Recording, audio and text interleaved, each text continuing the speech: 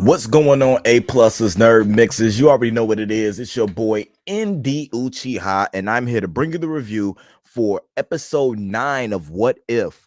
What if the Watcher broke his oath? And oh man, did he break it in a big way?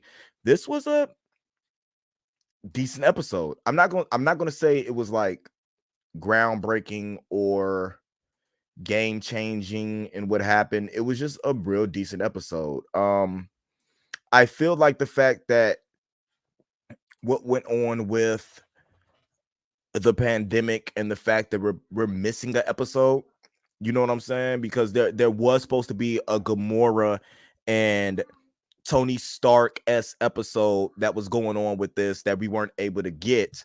So it did really feel like we got left out on how big it was for Gamora and how she was, you know what I'm saying, the survivor of Sakaar, and she was actually the one who killed Thanos. That was pretty interesting to me. And the fact that they ended up stopping that and because of what was going on in the pandemic, and we actually didn't get that episode, it seemed like it left a gap in part of the story we were supposed to find, especially since this was the first real time that we actually got to sit with Gamora, who wasn't voiced by Zoe Saldana, was actually voiced by Cynthia McWilliams, who is a voice you remember from Marvel Heroes.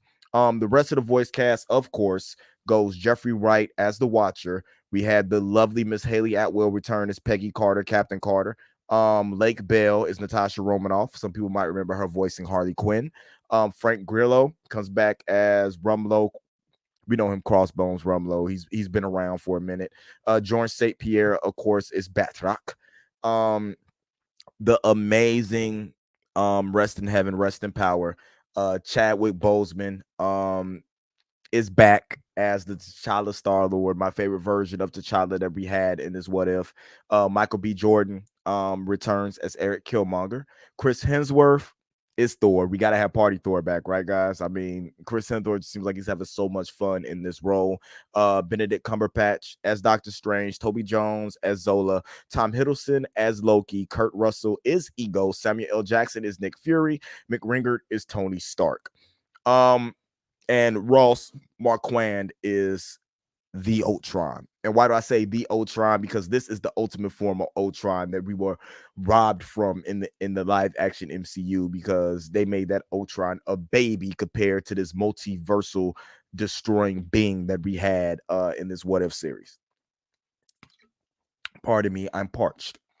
Like I said, the only thing that I really find out was it really felt like the connection to the multiversal guardians, the guardians of the multiverse, and it just really felt like they jumped to that pretty quick. But like I said, it was supposed to be a 10 episode season.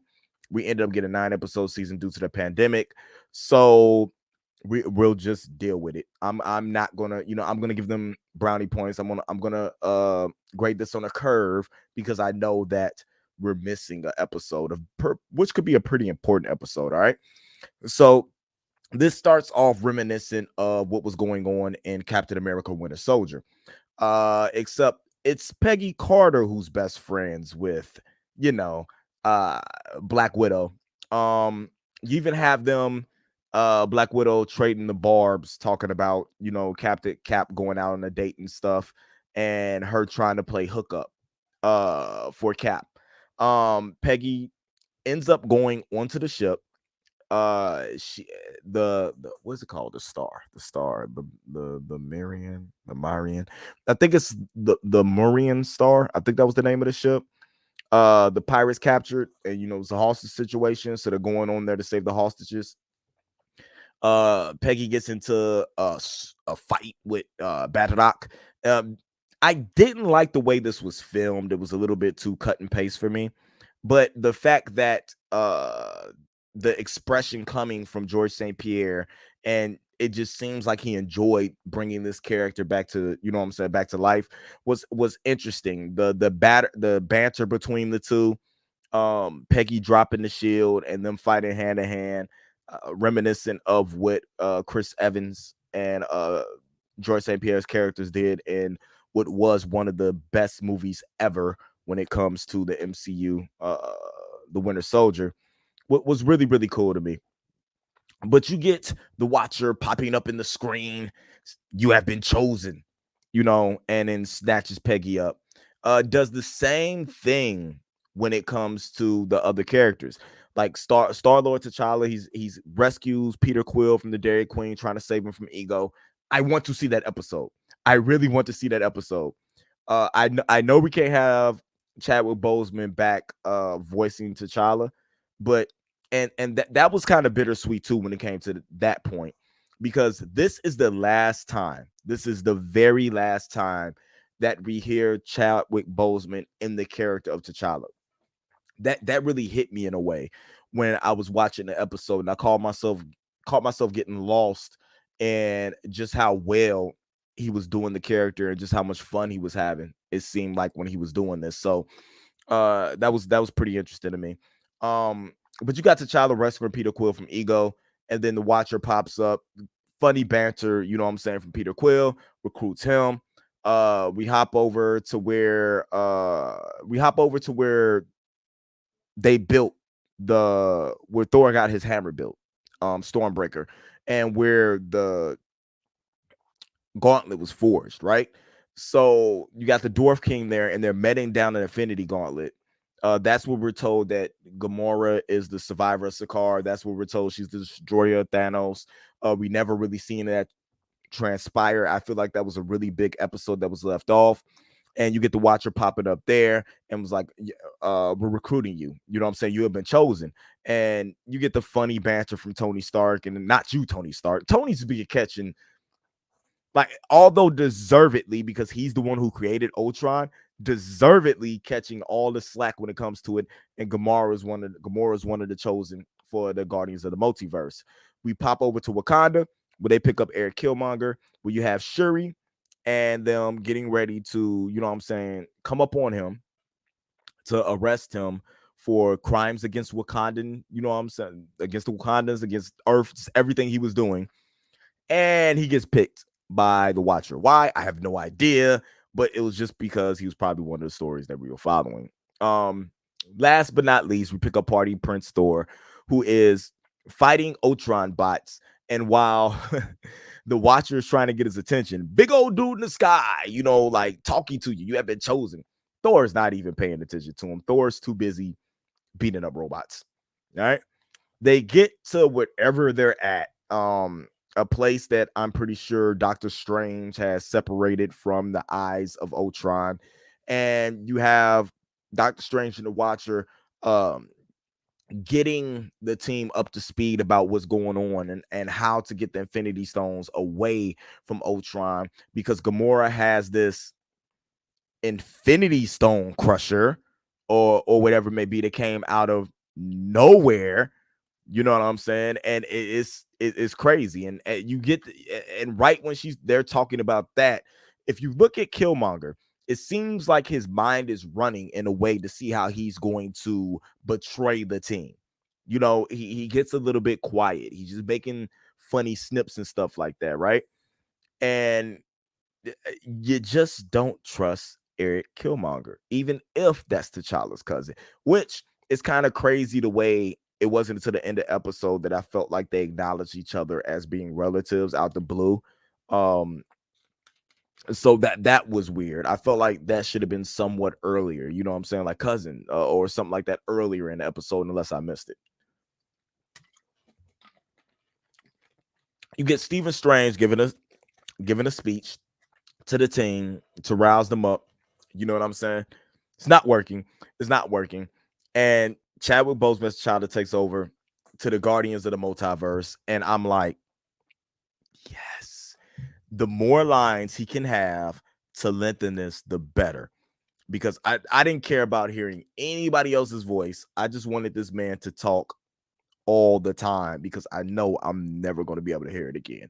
And Star-Lord T'Challa, man. T'Challa Star-Lord. It may he always be with us, because he was fan friggin' tastic. And one of the things that hurt more is the rumor that that version of T'Challa was actually going to get an animated What If spinoff. Like he was going to get his own show, and that's what hurts the most. And I really feel like that shouldn't stop that character and what that character means to the MCU to stop. And I'm starting to get on the bandwagon of the recast T'Challa. You know what I'm saying? Like that character needs to live on, especially that version of the character that Chadwick Boseman made. So I'm starting to get on that. Now, if this Guardians of the Galaxy, Guardians of the Multiverse team is the most powerful team, I popped a meme up earlier, and I feel like if you were to say 90% of the power of the team was Doctor Strange, then you could split the 10% up with everybody else. Because protection spells, just everything he was doing to cast the spell to bring the zombies over, you know what I'm saying? To pile on top of Ultron, right? To bring the Scarlet Witch over, the zombie Scarlet Witch, which was fantastic move. Fantastic move. Great callback to earlier episode. But where the heck was Hulk? Like, where's the Hulk? Did we forget him there? Did the zombies just completely eat him? Shouldn't we got like a zombified Hulk or something? Wasn't it something that couldn't bite through his skin? I don't know. Where was Hulk? But whatever. They end up on a planet that doesn't have a lot of life, right? That's what they're doing in speech. They're having their night before what happens. Thor ends up attracting Ultron's attention. Ultron sees them. All out war breaks out, right? They end up where Black Widow, the last human race's lone survivor, is. They try to use the Stone Crusher, an Infinity Crusher, whatever that thing is called, and it doesn't work. Why? Because it was made to destroy the stones in Gamora's universe, and each set of stones are unique. Makes absolutely no sense to me, because in that case, the stones should only work in each particular universe, and Ultron should not be able to travel from universe to universe and them stones work. I don't understand it. I really don't understand it at all. That's the only part of this whole situation to me that makes absolutely no sense. Because if the stones that I might need somebody who has a little bit better comic knowledge than me to explain this to me. But if the Infinity Stones work that Ultron has in multiple universes, shouldn't that particular Infinity Buster, whatever this thing was called, it was the most horrible name in the world, be able to destroy any set of Infinity Stones? Or were we just not thinking about that? Or maybe I have it confused and I don't understand what's going on. Somebody tell me. Put that in the comments below. If you know why that happened, put that in the comments. If you can explain it to me, help me better understand so that I'm not giving fake news or false knowledge out to everybody everybody who's an A+ or a nerd mixer out there, just everything in nerd and geek pop culture, to all my geeks and nerds. So I'm not giving them false information. Let me know. Somebody ask Comics Explain and have him explain it to us, because that's where I go when I don't understand what's going on. I let him explain it to me. He's way more knowledgeable in this than I am. I'm just a fan speaking about what I'm watching. You end up having a crazy battle with everything that's going on. This was a very, very good battle as far as it was predicted in the animation that they were using. Everybody's getting in their shots. Ultron's overpowering everybody. Doctor Strange is going to ham with protection spell, tentacles everywhere. Like he is going, man. If this is any version of Doctor Strange that we're going to see in the future of the live action MCU, top tier. Top tier character, S rank, hands down. Might even be more powerful than Wanda. Well, definitely more powerful than zombie Wanda because she can't see, because she can't think about anything other than hunger. But I don't know if it's going to be better than the Scarlet Witch that we have in the live action MCU. But nuts. If you guys, I don't even know what Zola's at, to be totally honest with you, right? I have no idea what this dude's at. But because he was still alive, wasn't he? I don't remember. Too long ago. Move on. But they end up not being able to stop Ultron until Black Widow gets knocked and she sees the arrow with the virus, with the Zola virus on it, right? So she picks that up. She asks Captain Carter to help her out. She runs to the top of the building, rides to the top of the building on a motorcycle, jumps off the motorcycle, shoots the arrow dead in Ultron's eye, right? Captain Carter jumps on Ultron's back, lifts the mask up. At the same time that the arrow hits the eye, the virus gets inputted into Ultron, right? So you got Zola taking over the body of Ultron. While that's happening, Killmonger walks over. Ultron's made out of vibranium, right? Walks over, assimilates the vibranium armor because of the suit he has on, and takes in the Infinity Stones, right? Last thing you need is Eric Killmonger in a vibranium suit with Infinity Stones. Zola gets up in the Ultron body and says, "Give me my armor back." It was kind of cool because he's like in the stomach and you saw the piece of the armor that, you know what I'm saying, that Killmonger simulated. It was pretty cool. They start fighting each other, right? Trying to take the Infinity Stones from each other. Doctor Strange locks them in a pocket dimension. Just frozen. And is tasked with making sure that pocket universe never explodes or doesn't crack, because then they'll get out and then all hell's going to break loose. So in the end, all of the Guardians of the Multiverse return to the timelines that they came from, except for Black Widow because she was the last human being. The Watcher feels bad and then drops her off like in an alternate universe where the Natasha that was from that universe is missing or dead or whatever. And they're like, all the Avengers are fighting Loki aboard like a shield. I think it was a helicarrier. It was, and that includes Captain Marvel that we saw from episode 3. And I think Hank Pym, or maybe this is the world where Hank Pym took out all of the Earth's Mightiest Avengers, because I didn't see anybody that Hank Pym didn't take out on there. So that maybe that's why you saw Captain Marvel. So you drop Natasha in there and it goes out pretty good. So they had a post-credit scene. And I want to see that universe too, with Captain Marvel and all them. And even Nick Fury knew that wasn't his Natasha and was like, but you have her spirit. So that was pretty cool. Then they had a post-credit scene where Natasha and Peggy discover a Hydra Stomper on that ship, right? Which sent back that, and then you hear Natasha go, "Yeah, but there's somebody inside there." You know what I'm saying? So they even tease that Steve Rogers might still be alive inside of the Hydra Stomper. So that's pretty cool, man. That's pretty cool. I really like this episode. You know what I'm saying?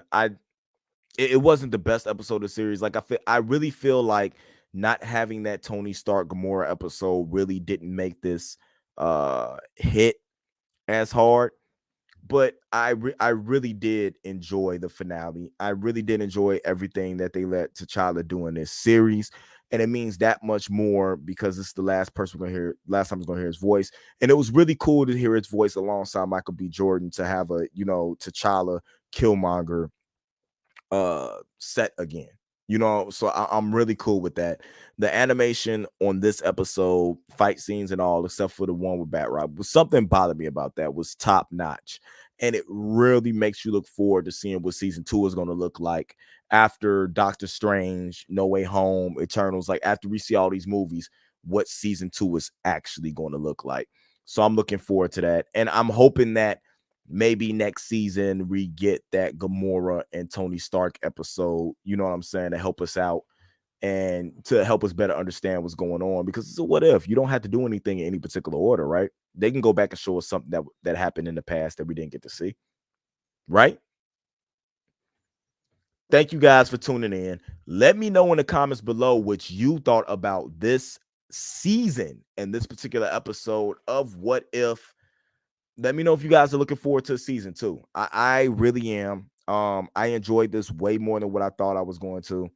So I want to know how you guys felt about it. Don't forget to follow us up top at APlus Opinions on all those platforms, man. Come hang out with us on the APlus Opinions group page over there on Facebook. You can follow me everywhere at Nerd Mix Alpha, man. Go check out the music, Indie Uchiha. Stream it. Get me up on them charts or whatever. Get me trending and stuff like that. So we're able to put more money into what we're doing here and bring you guys way better content.